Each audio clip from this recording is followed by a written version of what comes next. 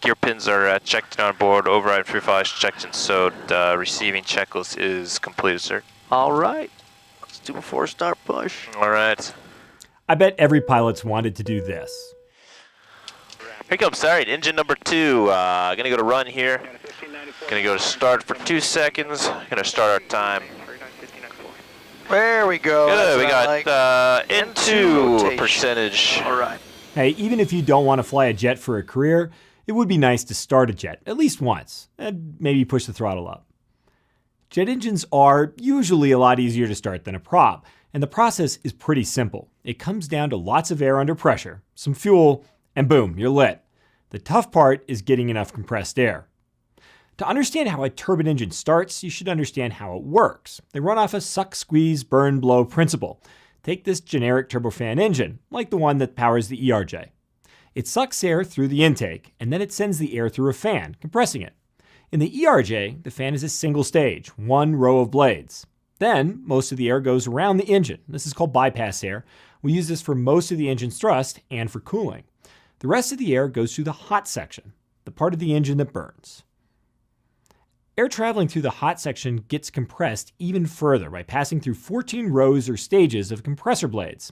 At the end of the compressor section, the highly compressed air, which by now is extremely hot from all of that compression, passes into a diffuser where it slows down and stabilizes. Then it moves into the combustion chamber where it mixes with fuel, and that's where it burns. Normally, the fuel-air mixture in a jet engine burns constantly, unlike in a reciprocating engine. Some people call this the bang section, but I like burn better because it makes it easier to understand that the fuel-air mixture, it's always burning. It's not a series of individual explosions. When the fuel burns, the air heats up, but this time it can expand and it's forced out through the turbine blades. In the ERJ, there's 5 rows called stages. The first 2 are called high-pressure turbines, and the last 3 are called the low-pressure turbines. The passing air spins the turbines, and that drives a shaft connected to the fan and the compressor blades, spinning them. And then after passing through the turbines, the hot air leaves the engine, generating a little more thrust. So, air passing through the combustion chamber needs to be highly compressed to handle all of the fuel that mixes in. If you can't get enough compressed air, you can't burn enough fuel, and the turbine's not going to light. So to start a turbofan engine, you need to spin the compressor fast enough to start pushing compressed air into the diffuser and then into the combustion chamber. Simple, right? Not so. Jet engines have spark plug-like igniters that initially light the fuel-air mixture, and they keep it lit in turbulent or wet conditions. During a start sequence, the engine core needs to spin at 14% of its maximum speed before the igniters begin to light. The engine's core speed is called N2, and it's expressed as a percentage of maximum RPM. On the ERJ, 100% of N2 is roughly 16,000 RPM. So the engine needs to reach 2,200 RPM before the igniters start firing. So you're not going to hand prop that. And then the core needs to spin up to 28.5% of N2 over 4,500 RPM before the engine can introduce the fuel and light the mixture. And when it adds fuel, it does so at about 200 pounds per hour. That's roughly half a gallon each minute. So you need a lot of compressed air coming into the combustion chamber to handle all of that fuel. Smaller turbines, like mini turboprops, they're light enough to start using an electric battery and motor. But even a regional jet's engines are too large to start using that electric motor. So instead, we take pressurized air and run it through an air turbine starter. That's another small turbine and it's attached to the side of the engine. The air spins the air turbine starter, which is connected to the engine shaft through a clutch. So, spinning the air turbine starter in turn spins the engine's compressor. And you rely on that system until the engine reaches 28.5% of N2 and it lights. Then the engine powers itself. So where does the compressed air come from? Well, for most civilian turbines, it comes from one of 3 sources. The most common is the APU, or the auxiliary power unit. It's a small turbine engine, usually located near the tail, that provides compressed air and electricity. It powers the aircraft's electrical systems on the ground, it supplements compressed air and electricity while flying, and it acts as an all-around backup for electrical and pneumatic needs. And it can send compressed air to both of the engine's air turbine starters.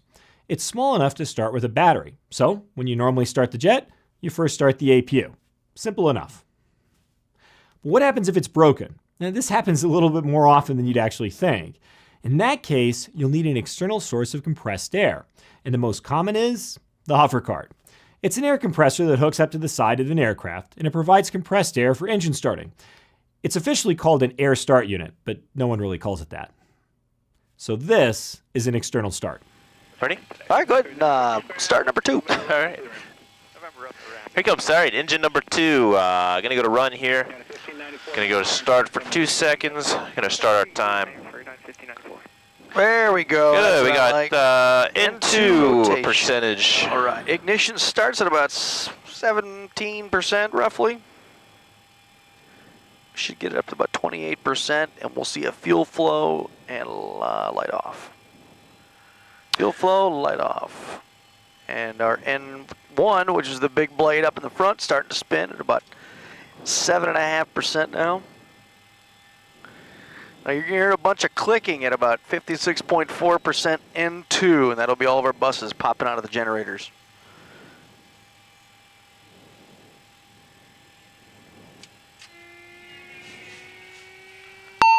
That looks good. Good. And now that engine 2 is up, we need to start engine 1. But we don't need the cart anymore. We can actually use engine 2 for that. Turbine engines bleed off bypass air for aircraft systems, like the heated de-ice systems and the cabin pressurization system. And we can route compressed air from engine 2 to the air turbine starter on engine 1. We simply open the bleeds on engine 2, open the crossfeed to engine 1, and voila, engine 1's ready to start, like this. Okay, now to start engine number 1 from the bleed air from engine number 2. Yep, we will run up number 2 up to roughly 83% N2. That provides enough pressure from the 14-stage bleed valve to push through our system. We have the cross bleeds open, so the piping between the number 2 and number 1 is completely open. So when that pressure comes through, it's going to go through the system and actually going to spin our number 1 engine up to 56.4, where it becomes self-sustaining. All right, number 2 is coming up. Okay. Here we go.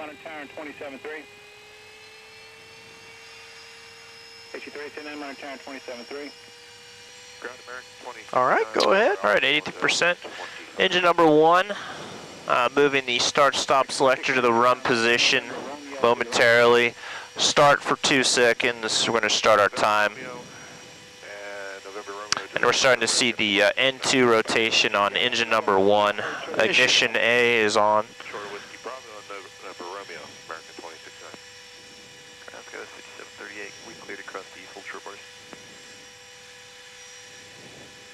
There's light off. Fuel flow. There goes N1. So N1's starting to spin up just nice. We have a time limit of one minute, and that's a limit on the air turbine starter, the ATS. It gets incredibly hot. That air that we're taking off the 14-stage bleed is really hot. And so it's a structural limitation on the air turbine starter inside the engine. That's fine. That is associated with the number 1 running. So we get a we get a master warning if we have any main service door or main cabin door open with number 1 running. That's because that's where passengers, if they're going to disembark the airplane, they'll go off the main cabin door. And obviously with number 1 running, that is definitely a hazard in the 121 environment. Absolutely. So good stabilized engine. We'll bring the power back down. So now we have 2 perfectly good idling engines. Once you get the engine started, you need to check a couple of indications quickly, unless you want to burn up the engine's core. But we'll show that in our next video.